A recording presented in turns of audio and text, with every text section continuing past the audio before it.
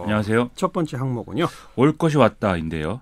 이 한국은행 금통위가 기준금리를 연 1.50%에서 1.75%로 0.25%포인트 1년 만에 이제 인상을 단행했는데 예. 이 맥락을 좀 짚어보죠. 금리 인상 판단의 근거는 뭐였어요? 이주열 한국은행 총재가 여러 가지 근거를 얘기했습니다만은 금리 인상이 지금 이루어지지 않으면 금융 불균형 확대로 리스크가 커질 수 있다 이렇게 얘기를 했고요.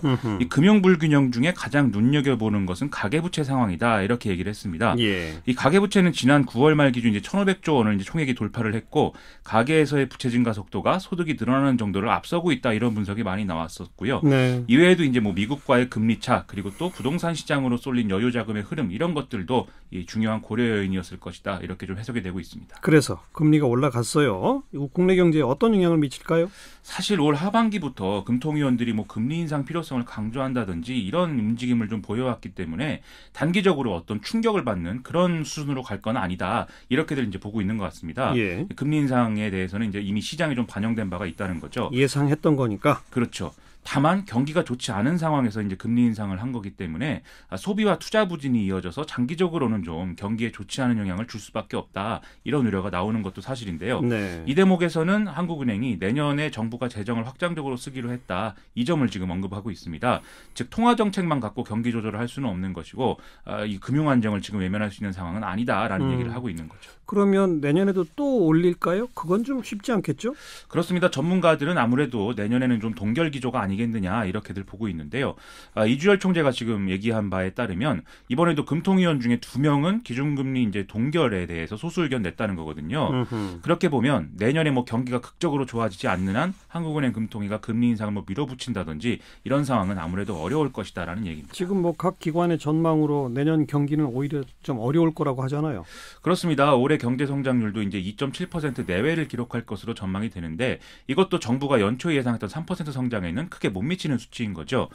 민간의 경제연구원이나 또 금융기관들이 내놓는 전망을 보면은 내년에 이제 2%대 중반 또는 여기에 미치지 못하는 이런 성장률을 기록할 것으로 지금 전망이 되고 있거든요. 예. 거기다가 이제 가계소득을 좌우하는 고용 관련 지표도 계속 좋지 않을 가능성이 커서 추가 금리 인상으로 이자 상환 부담을 늘리는 결정을 하는 것은 역시 쉽지 않다. 이런 전망이 많이 나오는 것 같습니다. 네. 특히 이 대목에서는 지금 이제 갚을 능력이 좀 부족한데 빚을 지고 있는 이른바 취약차주에 대해서 좀 정부의 꼼꼼한 대책들이 있어야 되겠습니다. 그래야죠.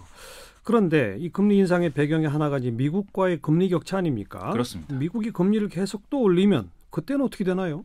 그럴 경우에는 이제 우리도 금리 인상 압력이 계속 추가적으로 받을 수밖에 없는 상황이 되는 건 사실인데요. 그런 점에서 이제 미국 연준의 태도가 중요하다고 볼 수가 있겠습니다. 좀 다행이라고 해야 될지 제롬 파월 연준 의장이 현재 시각 28일 좀 금리 인상의 속도 조절을 시사하는 그런 발언을 지금 했거든요. 네. 미국의 현재 기준 금리가 중립 금리의 바로 밑수준에 와 있다. 이렇게 얘기를 했다는 거죠. 중립 금리가 무슨 뜻이에요? 이 중립 금리라는 것은 경기를 과열시키지도 또 냉각시키지도 않는 어떤 적정한 수준의 금리 이걸 이제 표현하는 말인데요. 예. 이 중앙은행이 추진하는 통화정책에서 금리의 목표치다 이렇게 봐야 되겠죠. 예. 그동안은 내년에 미국이 금리 인상을 한 3차례 정도는 더 할 거다 이렇게 봤는데 이 제롬 파월 의장의 발언으로 최소한 이 횟수는 줄어들 것으로 지금 예상이 되고 있는 상황이거든요. 네. 이 점을 고려하면 우리로서는 좀 금리 인상 압력이 줄어드는 그런 효과가 생기는 셈입니다. 네. 자, 시사비키 두 번째 항목은요. 또다시 네고시에이터인데요. 협상가. 그렇죠. 타임지가 네고시에이터라는 문구를 붙여서 문재인 대통령을 이제 표지에 실은 일이 있지 않습니까? 그 역할을 해야 되는 상황이 계속 이어져서 이렇게 좀 이름을 붙여봤습니다. 예. G20 회의 일정 중에 내일 새벽 3시 15분에 한미 정상회담이 예정돼 있는 상황인데 좀 어떻게 될지 전망을 해보겠습니다. 북미 대화 교착 국면을 푸는 그런 역할을 해야죠. 그렇습니다. 지금 상황은 아주 단순하게 정리하면 북미가 서로 못 믿겠다는 얘기하고 있는 거 아니겠습니까? 그래서 우리가 나서서 조금씩 양보하게 만들어야 된다라는 게 전문가들의 공통적인 지적인데요. 트럼프 대통령을 통해서는 이제 미국이 핵신고와 검증에 대한 이제 논의만 고집할 게 아니라 북한이 원하는 이른바 상응 조치나 이 제재 완화의 조건 이런 것들에 대해서 좀 구체적 논의를 이제는 해야 된다. 이 제안을 이제 해야 된다 이런 얘기입니다. 예. 이게 실무자끼리 협상하다가 위로 올라가는 게 아니라 정상 간 만남으로 시작해서 톱다운 방식이 장점이다 이런 얘기 했었잖아요. 그렇습니다. 근데 지금 보면은 톱다운 방식의 한계가 드러나는 거 아니냐 이런 시각도 있어요. 그렇죠. 이게 뭐 정상 수준에서는 큰 틀에서 합의를 했는데 이후에 실무 협상에서 일이 진행이 안 되니까 이제 그런 얘기들도 많이 나오고 있는데요. 예를 들면 박지원 의원의 경우에는 지금 북미 고위급 회담이 연속해서 무산된 배경 중에 하나로 미국이 트럼프 대통령의 출국 일정이 있는데 그 직전에 고위급 회담 일정을 잡아서 통보를 한 점 이걸 지금 들고 있는 상황입니다. 예. 북한 입장에서는 폼페이오 장관을 좀 만나고 나서 그 다음 날 정도에 트럼프 대통령을 만나서 나름대로 좀 담판을 짓는 이런 거가 필요하다고 생각하는데 지금 미국의 관료들이 그걸 불가능하게 만들어서 톱다운 방식의 장점을 무력화시키고 있다. 이런 분석을 지금 내놓고 있는 거죠. 예. 그렇기 때문에 오히려 문재인 대통령이 좀 트럼프 대통령을 만나서 강한 모티브를 좀 실어주는 게 더 중요해졌다. 이렇게 좀 봐야 될 것 같습니다. 근데 문재인 대통령은 미국만 아니라 북한도 설득을 해야 되잖아요. 그렇습니다. 근데 그 김정은 위원장의 서울 답방 이건 어떻게 돼가고 있어요?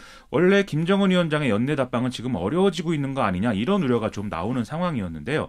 오늘 조선일보가 다음 달 13일에서 14일 사이에 김정은 위원장이 이제 그 서울 답방을 하는 것에 대해서 남북이 사실상 합의를 했는데 최근 북측이 돌연 연기를 요청을 해서 무산되는 분위기였다 이렇게 보도를 했습니다. 네. 그렇기 때문에 문재인 대통령이 이번에 한미 정상회담에서 이 문제를 거론하면서 다시 이제 답방을 가능하게 만들 걸로 보인다 이렇게 이제 전망을 하는 거죠. 그러니까 북미 대화 진전이 있어야 김정은 위원장의 답방이 가능하다 이건가요? 지금 이제 그런 상황으로 이제 북한이 생각하고 있다 이 맥락을 봐야 되겠는데요. 청와대도 오늘 이것에 대해서 이제 일정 부분 설명을 했는데 예. 아무것도 결정된 것이 없다라면서 모든 가능성을 열어놓고 있다 이런 원론적인 설명을 지금 하고 있거든요. 다만 이제 한겨레가 추가 보도한 내용을 같이 볼 필요가 있을 것 같습니다. 정부가 서울 남산타워에 뭐 13일, 14일 예약을 받지 말아달라 이렇게 하는 등의 어떤 조치를 취하고 있다는 정치권 관계자의 발언이 있다라고 지금 한겨레가 보도를 하고 있는데요. 남산타워? 그렇습니다. 이 남산타워에 이 양 정상이 올라가서 서울 야경을 함께 본다든지 하는 예, 일정 이런 예. 것들을 대비하는 거 아니겠냐 예. 이런 얘기인 것이죠. 예. 이렇게 보면 역시 한미 정상회담에서 얘기가 잘 될 경우에 김정은 위원장의 답방 가능성도 커진다. 이것이 좀 타당한 해석 아니겠는가 이런 생각이 듭니다. 일부 보도에는 남산타워도 있지만 뭐 어떤 특급 호텔에 그 13, 그렇습니다. 14일 그 스윗룸 층을 좀 다 비워달라 뭐 이런 그렇죠. 요구가 있었다는 얘기도 또 있고. 그렇습니다. 네. 어쨌든 한미 정상회담 내일 새벽 이 기회를 잘 살려야 되겠네요.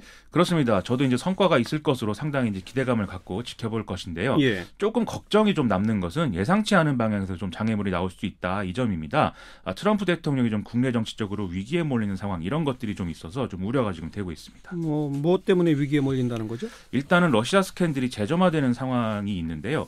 도널드 트럼프 미국 대통령의 개인 변호사를 맡았던 마이클 코언이라는 사람이 현지 시간 29일 재판에 출석을 해서 이 러시아 스캔들 공모 의혹과 관련한 그동안의 의회 조사에서 좀 거짓 진술을 했다는 사실을 시인을 했다 이 얘기입니다. 그래서 트럼프 대통령이 대선 기간 중에도 뭐 러시아의 트럼프 타워 건설을 추진해 왔다든지 이런 의혹들이 더 강하게 제기가 돼서 아마 미국 정치권이 또 한동안 이 얘기를 가지고 이제 왈가왈부하게 될 텐데요. 네. 어찌됐든 뭐 우리는 평화만 쟁취하면 된다. 이것이 중요한 거 아니겠습니까? 좀 여기에 포인트를 맞춰서 우리가 얻어야 될 걸 확실히 얻어내는 그런 한미 정상회담이 진행됐으면 합니다. 내일 새벽 기대해 봅시다.